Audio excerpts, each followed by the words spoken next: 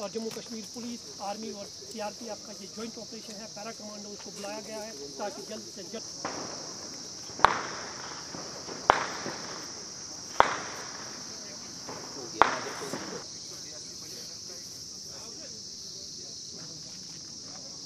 कौन सी पार्टी आई है?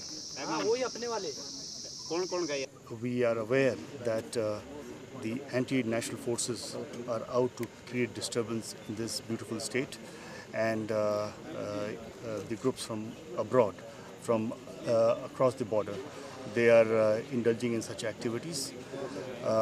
We are very hopeful that we'll be able to succeed in our mission, and the militants who are holed up in the Pulwama, they will definitely be neutralized.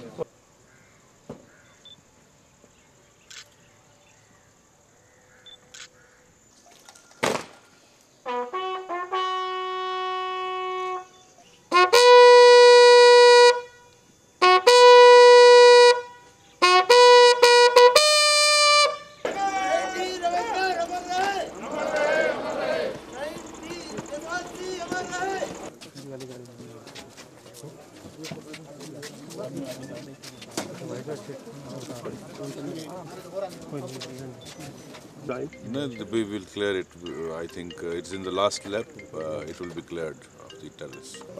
Since all the three buildings, there are militants in all the three buildings, we expect that at least there would be 3 of them. But the final tally we'll be able to say only when the operation is over.